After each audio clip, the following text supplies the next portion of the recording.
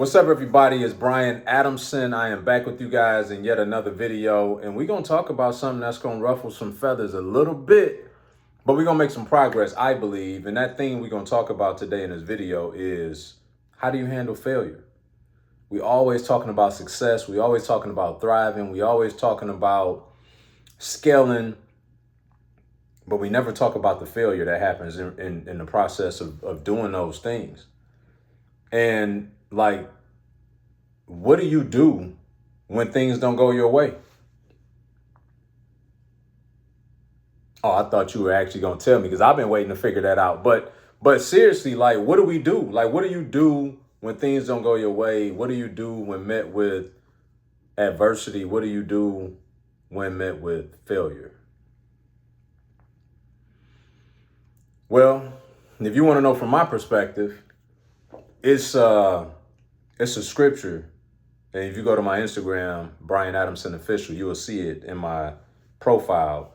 And that scripture is Colossians 3:23, which reads that do everything as if you're doing it for the Lord, not for man's approval. Do all your work as if you're doing it for the Lord, not for man's approval. That scripture is so important. I think for someone who has a job, that's even more important than it is as an entrepreneur. Because when you have a job, it's easy because that money is on autopilot every 2 weeks, right? Every week, whatever your pay interval is. And you know if you go in and do the status quo or even below the status quo, they're still going to pay you, right? The danger in that, though, is we're doing our work as if we're doing it for that employer as opposed to doing it for the one that even put us in position to have the job with the employer. So the consequence is not whether or not the employer is willing to pay you for your at par or subpar performance.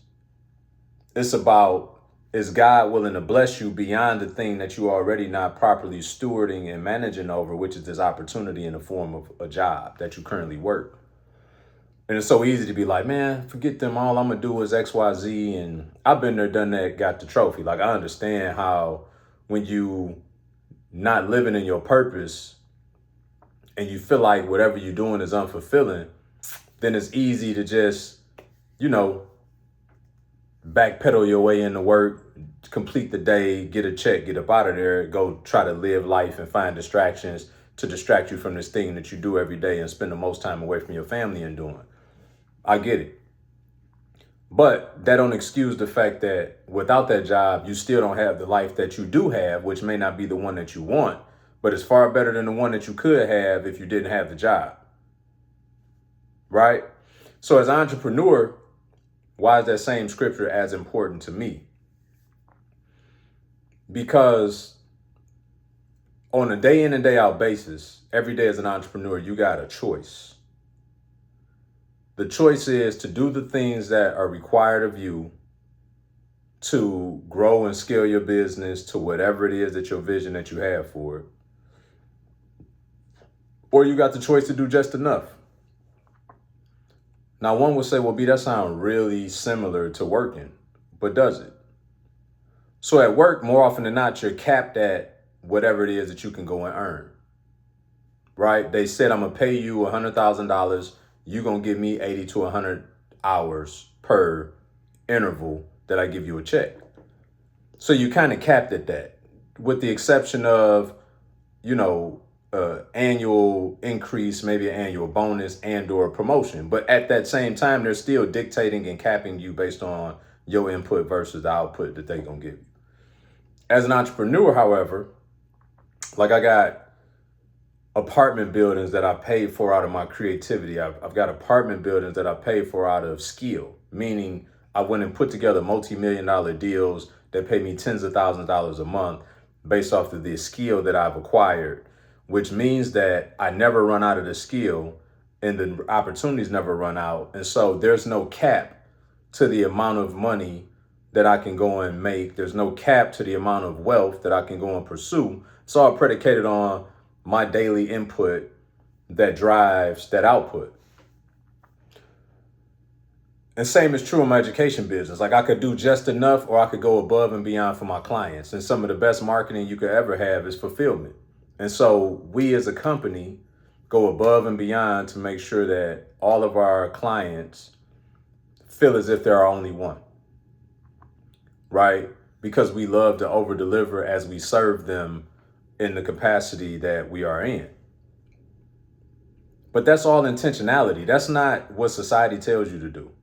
Society tell you go scale, level up, get the bag. Nobody talks about like how to get there with respects to certain practices and certain things that you have to do, part of which is enduring failure. I know y'all was like, B, I thought we were talking about failure. Oh, we are.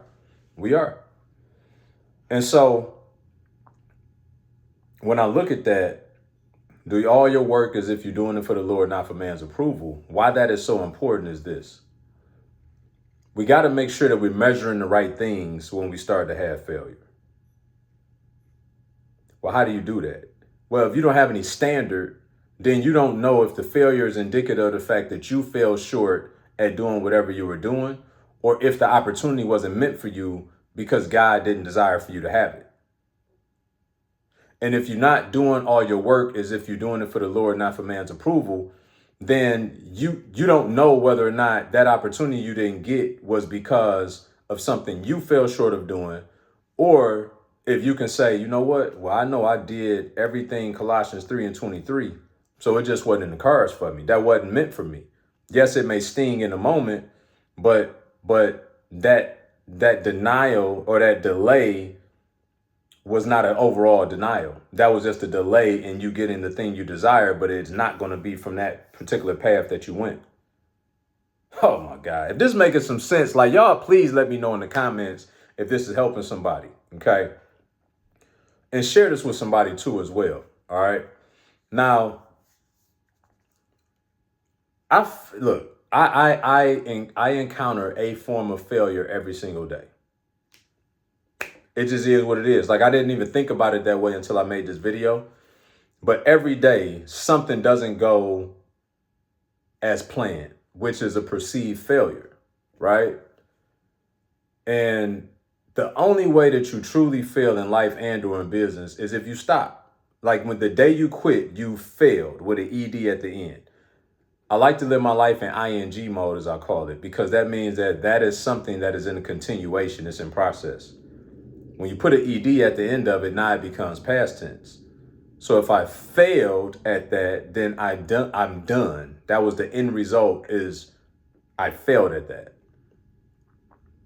Right? If I had a failure or a failing, then I'm still in process, right? These are just things that didn't go my way along in that process. And so I think about how, especially early in my real estate career, where maybe some of you guys are at right now, where I put so much blood, sweat, and tears into trying to make a deal happen. And then when that deal didn't work out, whether it was because of a title issue, whether it was because the money didn't come together, whether it was because the more and more I looked at it, the honest to God truth was that I was trying to make a good deal out of a not so good one, if I had to be honest. But because of the time I had invested in it and, lined up the investor and got everybody excited, that I still was trying to move forward in the deal when knowing heart of hearts that it probably wasn't the best deal and our margins were so thin that we would probably lose money. I've done it both ways, to be honest with you. I've done it to where I still moved forward in that situation and had the perceived win, but a delayed loss. I've also been on the other side where I've done the obedient thing and pulled out of that deal before ever doing it, which again could be a perceived failure because the thing that I set out to do didn't happen.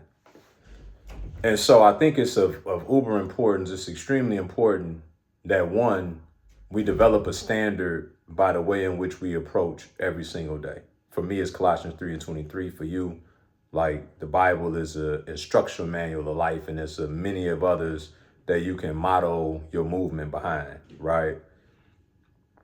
Then you have to look at, okay, if I know I developed a standard and I've pursued that day in and day out, then I can feel pretty good about my input. I know that I did the right input. Well, coupled with that, you also want to make sure that you're utilizing one of the best vehicles to make sure that you're going down the right path is prayer. Prayer is essentially just a vehicle for alignment. It's just having conversation with God about your life. It ain't all that hoopla and what everybody try to make. It's literally having a private conversation with God about your life. And so I'm very intentional also about doing that on a daily basis. And so as much as I talk, and I feel at this a lot, but you got to listen more too, because it's a conversation. He will speak to you internally and give you the clarity, the wisdom, the direction that you need. And so what I found is that some of the best ways to deal with failure is to one, understand, when you pass it through the filter, did you hit your standard? Okay, boom, I did that. Did I talk to God about it before, during, and even now about the end result? Do I have peace about the end result after talking to God about it? Okay. So maybe he was protecting me from something. Maybe he wants to put more endurance in me to prepare me for the bigger thing that I didn't even pray about because I thought that was out of the realm, but this was preparation for that, right? Now, as you know, on the other side of that, you could also find out, no, I did not live up to my standard. No, I didn't talk to God much about it. Yes, I feel horrible in the result of it, right? And so the failure is just a matter of perspective. It's inherent to the process. Things on a daily basis are not going to go the way in which you plan them, but the way you perceive and your perspective about the end result will determine what your movement should be thereafter. I think I'm going to do a part 2 to this, all right? Make sure you share this. Comment below if y'all want me to do a part 2 to this. I think I'm going to do a part 2. And make sure you like and subscribe and send this to someone. I hope this helped you, and I will see you guys in the next video.